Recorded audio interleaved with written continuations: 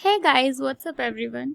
आज के सेशन में हम करने वाले हैं आपकी एनसीईआरटी की बुक का chapter dissolution of partnership firm का क्वेश्चन नंबर 6 और 7। इससे पहले वाले क्वेश्चंस तक हम ऑलरेडी सॉल्व कर चुके हैं। सबके लिंक आपके डिस्क्रिप्शन में है। अगर अभी तक आपने नहीं देखे हैं तो एक बार देख लो, और कुछ भी नहीं समझ में आता है तो आप मुझे बता सकते हो, हम लोग डिस्कस कर लेंगे। साथ ही वहाँ पे आपको मेरे टेलीग्राम चैनल का लिंक भी मिलेगा, तो आप लोग वो भी ज्वाइन कर लो। वहाँ पे मैं बहुत सारे वीडियोस डालती रहती हूँ थ्योरी से रिलेटेड, और भी मतलब आप जो क्वेरीज करते हो वो सारी भी, क्योंकि यहाँ पे पर्टिकुलर हर के लिए मतलब एक वीडियो तो नहीं बन पाता, इसलिए मैं वहाँ पे आपकी प्रॉब्लम सॉल्व करती रहती हूँ। तो स्टार्ट करते हैं क्वेश्चन नंबर 6 के साथ। क्वेश्चन नंबर 6 में क्या बोला जा रहा है एक बार पढ़ लेते हैं। क्वेश्चन हिंदी और इंग्लिश दोनों में है, तो जो भी आपको ठीक लगे आप वो देख सकते हैं। निम्न परिस्थितियों में आप रश्मि और बिंदु के वसूली व्यय को किस प्रकार का लेखा व्यवहार करेंगे। मतलब रश्मि और बिंदिया दो लोग हैं, उनका आपको रियलाइजेशन अकाउंट में जर्नल एंट्रीज करनी है। पहला वाला दिया हुआ है realisation expense amount of rupees 1,00,000 rupees, यानी वसूली व्यय की राशि कितनी है 1,00,000 रुपए। आप एक्सपेंस पे कर रहे हो कितना 1,00,000 रुपए का। आपको याद होगा तो मैंने बताया था कि जब भी आप पे कर रहे होते हो, मतलब फर्म की बात कर रही हूँ मैं, जब भी फर्म पे कर रही होती है उस कंडीशन में रियलाइजेशन अकाउंट डेबिट होता है, और जब भी रिसीव हो रहा होता है तो वहां पे क्रेडिट होता है। तो अगर पे कर रही है एक्सपेंस तो एंट्री नंबर फर्स्ट पे कर रही है तो डेबिट, तो एंट्री क्या बनेगी रियलाइजेशन अकाउंट डेबिट।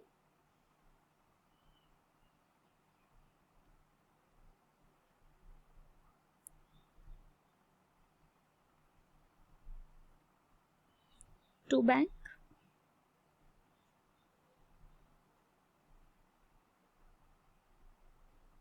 पहले नरेशन लिख लेते हैं। रियलाइजेशन एक्सपेंस पेड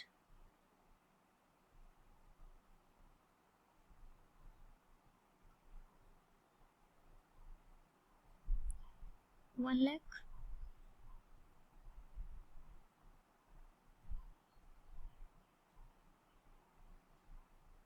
देखते हैं सेकंड नंबर में क्या दिया हुआ है। सेकंड नंबर में दिया गया है realisation expense amounting to rupees 30,000 are paid by Rashmi a partner. मतलब कि वसूली व्यय की राशि 30,000 रुपए का भुगतान किया गया है, साझेदारी रश्मि ने किया। तो यहाँ पर आप क्या है रियलाइजेशन एक्सपेंस जो पे किया जा रहा है किसके द्वारा, रश्मि के द्वारा पे किया जा रहा है। अगर पे कर रहे हो मतलब तो वही सेम चीज पे कर रहे हो तो रियलाइजेशन अकाउंट डेबिट होगा। तो number second realisation account debit to Rashmi's capital.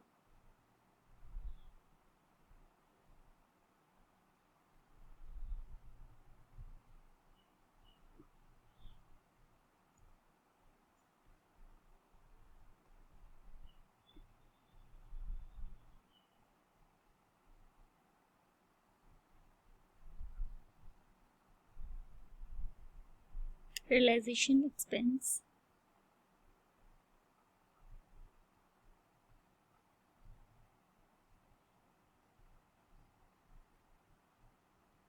Bye रश्मि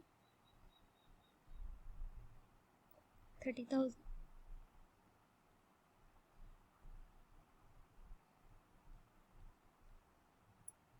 आगे बढ़ते हैं। नेक्स्ट में बोल रहा है realisation expense are to be borne by Rashmi and he will be paid rupees 70,000 as remuneration for completing the dissolution process. The actual expense incurred by Rashmi were rupees 1,20,000। अच्छा मैं एक चीज बता दूं, यहाँ पे नाम कुछ और दिया है, मुझे लगता है वो है रश्मि, बट स्पेलिंग मिस्टेक हो गई है। हिंदी वाले में रश्मि दिया है इसलिए मैं रश्मि बोल रही हूँ। एक बार हिंदी में भी पढ़ लेते हैं। विघटन प्रक्रिया को पूर्ण करने के लिए रश्मि ने वसूली व्यय का वहन किया, जिसके लिए पारितोषिक 70,000 रुपए दिए गए। रश्मि द्वारा वास्तविक व्यय 1,20,000 रुपए का दिया गया। तो entry number third same entry आएगी रियलाइजेशन अकाउंट डेबिट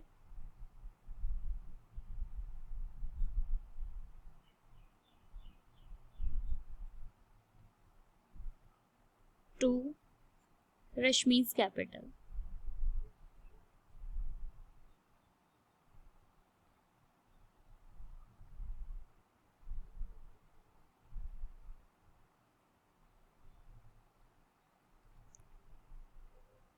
मैं नरेशन लिख देती हूँ. रियलाइजेशन एक्सपेंस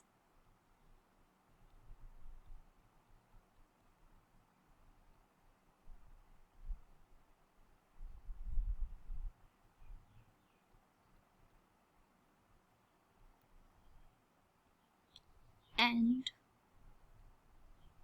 remuneration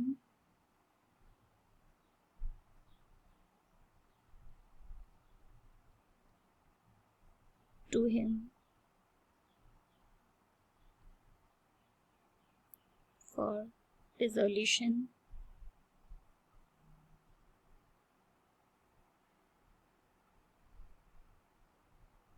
कितना 70,000.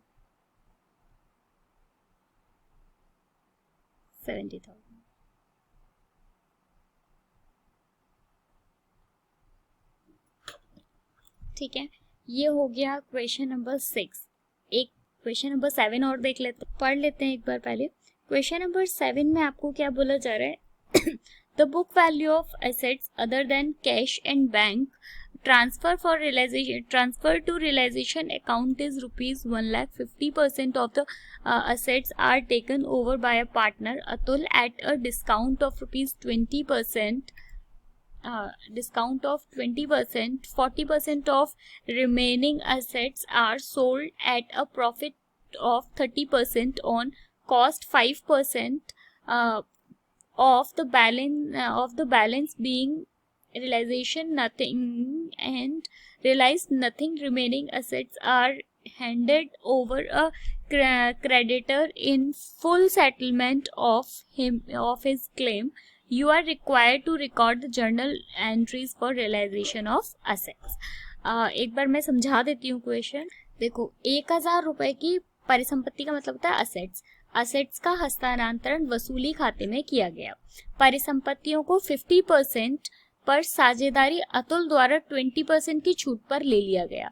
परिसंपत्ति को 50% साझेदार अतुल द्वारा 20% की छूट पर ले लिया गया. शेष परिसंपत्ति यानी जो बाकी की एसेट्स बची थी को 40% को लागत पर 30% लाभ पर विक्रय किया गया. ठीक है, बेच दिया गया. कितना? 30% के प्रॉफिट पर. शेष का 5% बेकार हो गया. कुछ वसूली नहीं हुई और बाकी संपत्तियां एक लेनदार को उसके दावे का भुगतान के लिए की गई. मतलब आपका एक लेनदार था, उसको बाकी की जो जितना भी संपत्ति बची है उसको कुछ लेना था आपसे. आपने क्या है, बाकी की परिसंपत्ति, बाकी की एसेट्स जो थी वो उसको दे दी. परिसंपत्ति का आपको क्या करना है? रोजनामचा यानी जनरल एंट्री करनी है. आ जाते हैं नंबर फर्स्ट एंट्री पर. जो हम सबसे पहली एंट्री वो हम करेंगे इस 1,00,000 रुपए की, जो कि आपने ट्रांसफर किया है कहाँ पे? रियलाइजेशन अकाउंट में. तो सबसे पहले एंट्री करते हैं. रियलाइजेशन अकाउंट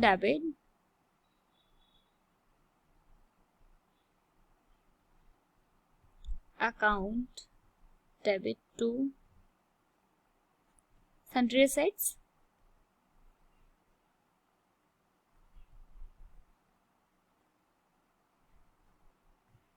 कितना? 1,00,000.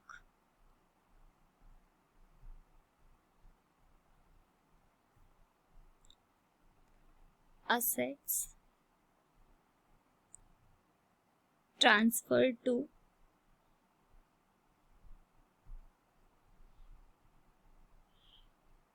realization account.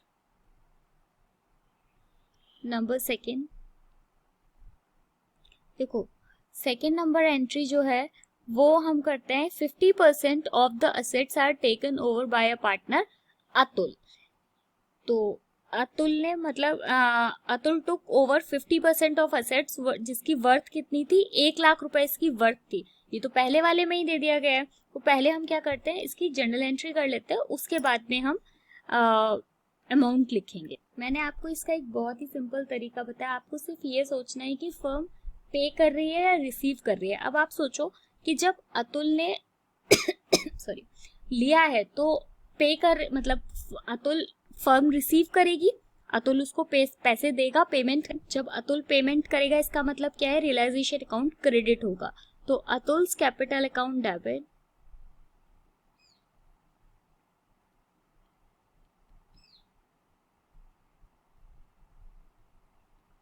To realisation account.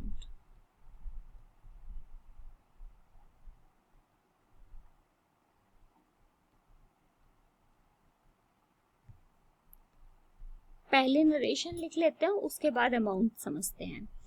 Atul took over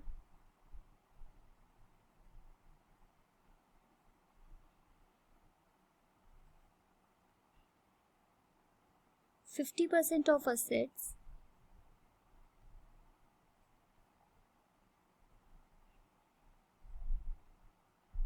worth rupees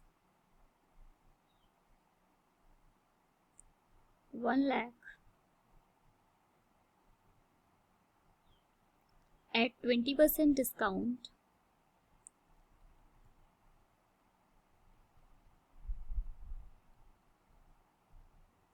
कैसे निकालेंगे वो भी मैं आपको यहाँ पर बता देती हूँ। देखो 1 लाख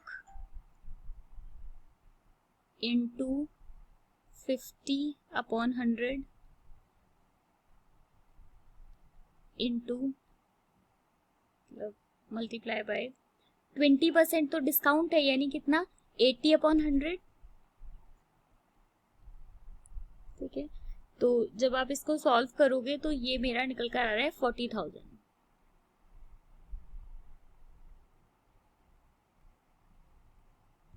ठीक है, जब आप इसको सॉल्व करेंगे तो 40,000 निकल कर आएगा।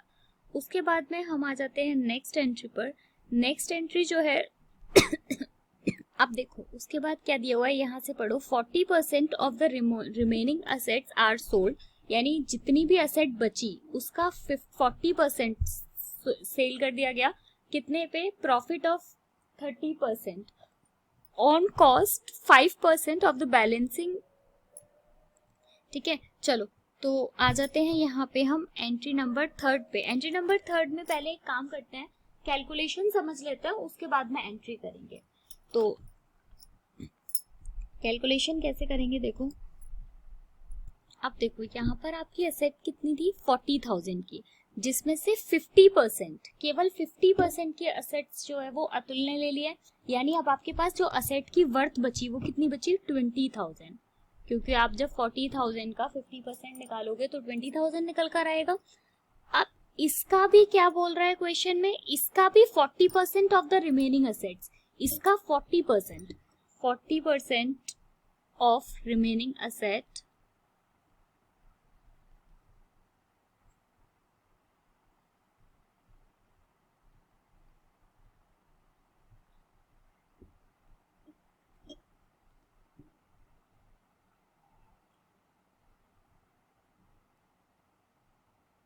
ऑफ रुपीज 1 लाख का 50% कितना हो गया 50,000 of rupees 50,000 are sold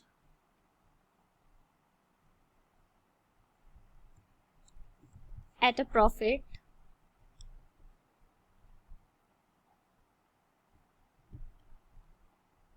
off 30%।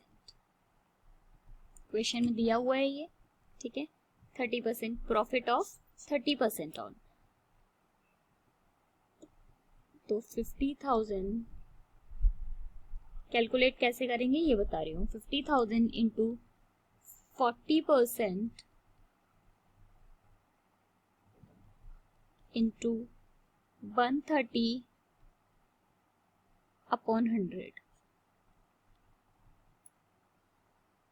130 कैसे आया, देखो 100% आपका प्रॉफिट था, जिसमें वो बोल रहे हैं कि उस पर भी प्रॉफिट ऑफ 30%, तो इसका मतलब 100% वो था प्लस 30, तो 130 हो गया।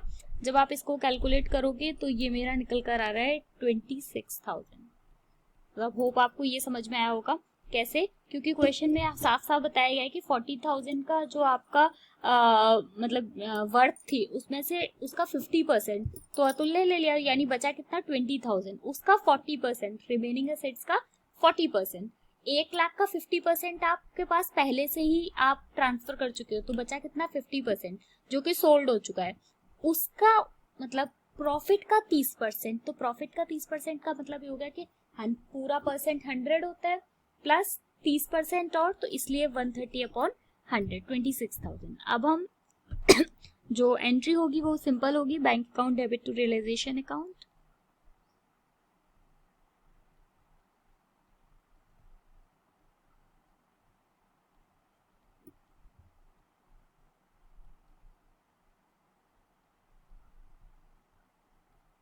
कितना? 26,000।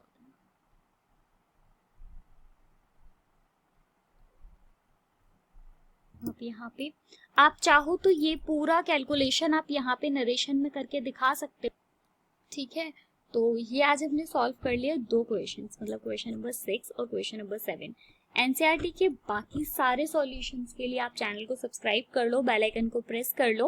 अब बहुत सारे वीडियोस आपको जल्दी जल्दी मिलेंगे। अभी बीच में मेरा माइक थोड़ा गड़बड़ हो गया था, इसलिए मैं आपको वीडियोस नहीं दे पा रही थी, बट अभी आपको वापस से काफ़ी सारे वीडियोस एक दिन में मिलने वाले हैं। तो बेल आइकन को ज़रूर प्रेस कर लो ताकि डेली के नोटिफिकेशंस आपको मिलते हैं। मिलेंगे नेक्स्ट वीडियो में नेक्स्ट क्वेश्चंस के साथ। Bye bye, thank you so much.